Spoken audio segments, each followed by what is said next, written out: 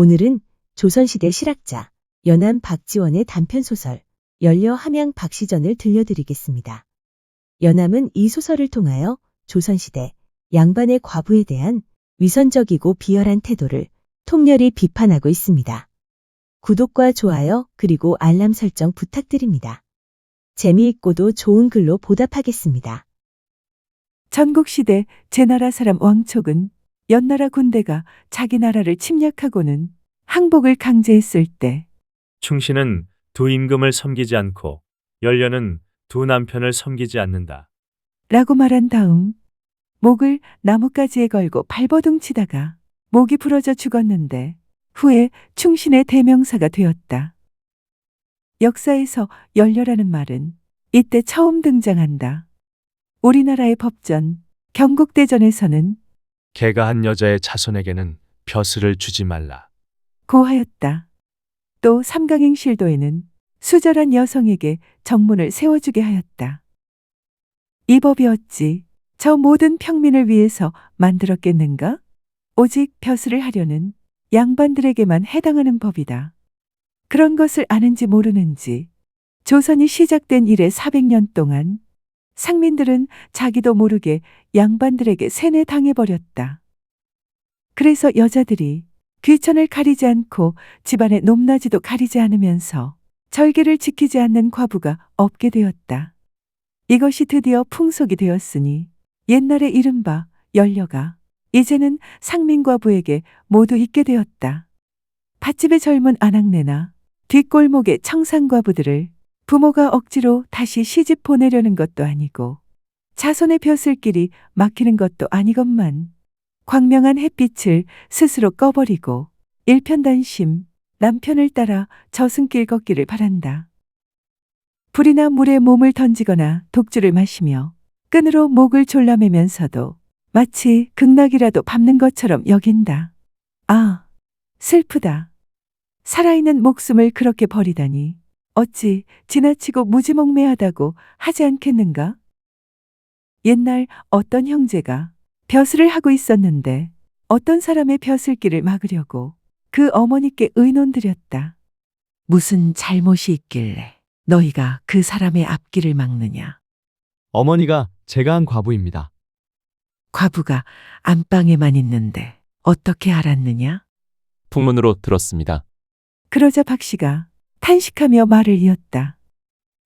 풍문이라 바람이란 소리는 있으되 모양이 없어 눈으로 보고자 하여도 볼 수 없고 손으로 잡으려 하여도 붙들 수 없으며 허공으로부터 시작해 만물을 움직이는데 어찌 형상 없는 일로서 형상 있는 사람을 논하여 멀쩡한 사람을 흔들리게 한단 말이냐. 게다가 너희들도 과부의 자식이니 과부의 자식으로서 어찌 과부의 자식을 징치할 수가 있느냐. 잠깐만 거기에 앉거라. 내 너희에게 보여줄 것이 있다. 말을 마친 후 박 씨는 품속에서 엽전 한 잎을 꺼내 두 아들 앞에 내놓았다. 엽전은 달고 달아서 윤곽도 글씨도 보이지 않았다. 엽전에 윤곽이 있느냐? 없습니다. 글씨가 있느냐? 보이지 않습니다. 이에 박 씨는 눈물을 흘리며 그 돈의 내력을 이야기하기 시작했다. 이 동전이 내 애미의 자진을 참게 한 부적이니라. 내가 이것을 수십 년 동안이나 가지고 만지고 해서 이제는 모서리도 글씨도 다 닳아버렸다. 사람의 혈기는 음양에 뿌리를 두며 욕정은 혈기로 모이며 생각은 고독에서 나고 슬픔은 생각에서 말미암은 법이란다.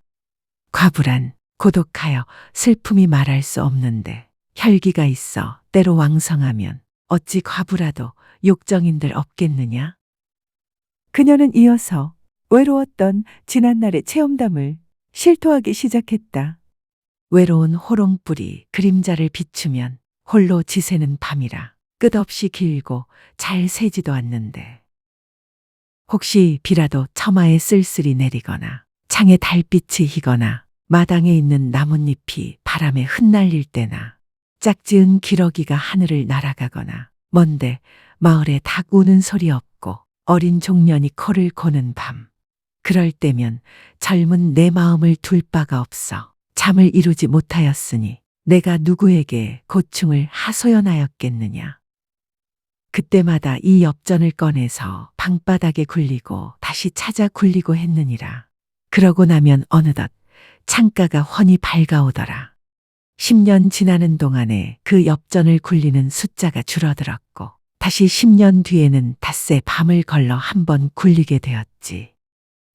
늙어서 혈기가 이미 쇠약해진 뒤부터야 이 엽전을 다시 굴리지 않게 되었단다. 그런데도 이 엽전을 수건으로 싸서 수십 년이 지난 오늘까지 간직한 까닭은 그 공을 잊지 않으려고 하기 때문이다. 이 말을 마치자 어머니와 아들이 서로 껴안고 울었다. 선비들이 이 이야기를 듣고 이야말로 열렬하고 말할 수 있겠구나. 라고 하였다. 아, 슬프다. 이처럼 괴롭게 절개를 지킨 과부들이 그 당시에 드러나지 않고 그 이름조차 인멸되어 후세에 전해지지 않은 까닭은 어째서인가? 과부가 절개를 지키는 것은 온 나라 누구나가 하는 일이기 때문이다. 내가 안희현감으로 고을을 다스리기 시작한 그 이듬해인 개축년 몇 월 며칠이었다. 밤이 장차 셀 즈음에 내가 어렴풋이 잠 깨어들으니 방문 앞에서 몇 사람이 소곤거리는 소리가 들렸다. 그러다가 슬퍼 탄식하는 소리도 들렸다. 무슨 급한 일이 생겼는데 내 잠을 깨울까봐 걱정하는 것 같았다. 내가 소리를 높여 물었다. 닭이 울었느냐? 바깥에 있던 사람이 대답했다. 벌써 서너 번이나 울었습니다. 바깥에 무슨 일이 생겼느냐? 동인 박상효의 조카 딸이 함양으로 시집 갔는데 가자마자 과부가 되었습니다. 오늘 제아비의 3년상이 끝나자 바로 약을 먹고 죽으려고 했습니다. 그 집에서 급하게 연락이 와서 구해달라고 하지만 상효가 오늘 숙직 당번이므로 맘대로 가지 못하고 있었습니다. 내가 명하였다. 빨리 가보라고 하라. 날이 저물 무렵에 옆에 있는 사람에게 물었다. 함양과부는 어찌 됐느냐? 죽었답니다. 나는 서글프게 탄식하였다. 아, 열렬하구나. 이 사람이요. 조금 있다가 다시 물었다. 함양에 연려가 났는데 그녀가 본래는 아내 사람이라고 했지. 그 여자의 나이가 올해 몇 살이며 함양 누구의 집으로 시집을 갔었느냐? 어릴 때부터의 행실이 어떠했는지 너희들 가운데 잘 아는 사람이 있느냐? 어떤 아전이 한숨을 쉬면서 말하였다. 박 씨의 집안은 대대로 이 고을 아전이었는데 그 아비의 이름은 상일이었습니다. 그가 일찍이 죽은 뒤로는 이 외동딸만 남았는데 그 어미도 또한 일찍 죽었습니다. 그래서 어려서부터 할아버지 할머니의 손에서 자라났는데 효도를 다했습니다. 그러다가 나이 19이 되자 함양 임술중에게 시집가서 아내가 되었지요. 술중도 또한 대대로 함양의 아전이었는데 평소에 몸이 여위고 약했습니다. 그래서 초래를 치르고 난 뒤 반년이 채 못 되어 죽었습니다. 박 씨는 그 남편의 초상을 치르면서 예법대로 다하고 시부모를 섬기는 데에도 며느리의 도리를 다하였습니다. 그래서 두 고을의 친척과 이웃들 가운데 그 어진 태도를 칭찬하지 않는 사람이 없었는데 그 고운 행실이 드러난 것입니다. 이웃 여자가 이렇게 말하였다. 그 여자가 시집가기 몇 달 전에 어느 사람이 말했답니다. 술증의 병이 골수에 깊이 들어 살 길이 없는데 어찌 혼인날을 물리지 않느냐? 그래서 그 할미가 신부에게 가만히 알렸더니 신부는 아무런 대답도 하지 않았다고 합니다. 혼인날이 다가와 색시의 집에서 사람을 보내어 술증을 보니 비록 아름다운 모습이었지만 폐병으로 기침했는데 마치 버섯이 서 있고 그림자가 걸어 다니는 것 같았답니다. 색시집에서 매우 두려워하여 중매쟁이를 부르려 했더니 그녀가 얼굴빛을 가다듬고 이렇게 말했답니다. 지난번에 바느질한 옷은 누구의 몸에 맞게 한 것이며 또 누구의 옷이라고 불렀지요? 저는 처음 바느질한 옷을 지키고 싶어요. 그 집에서는 그녀의 뜻을 알아차리고 원래 잡았던 혼인날에 사위를 맞아들였습니다.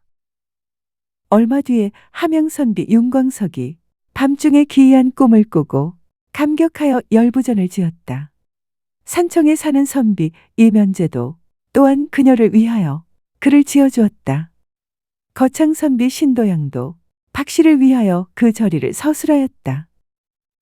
그녀는 처음부터 끝까지 마음이 한결같으니 다음과 같이 생각하였으리라. 나처럼 나이 어린 과부가 세상에 오래 머문다면 살면서 친척에게 가엾다는 동정이나 받을 것이다. 주위 사람들에게 민폐를 끼치는 것보다는 이 몸이 세상에서 없어지는 게 나을 것이다. 아, 슬프다. 그녀가 처음 상복을 입고도 죽음을 참은 것은 장사를 지나야 했기 때문이었고, 장사를 끝난 뒤에도 죽음을 참은 것은 소상이 있었기 때문이었다. 소상을 끝낸 뒤에도 죽음을 참은 것은 대상이 있기 때문이었다. 이제 대상도 끝나서 상기를 다 마치자 지아비가 죽은 것과 같은 날 같은 시각에 죽어 그 처음의 뜻을 이루었다. 어찌 열부가 아니겠는가? 들어주셔서 고맙습니다. 용어 풀이와 참고 문헌 그리고 자료 출처는 명기만 하고 따로 읽지는 않겠습니다. 참고하시기를 바랍니다.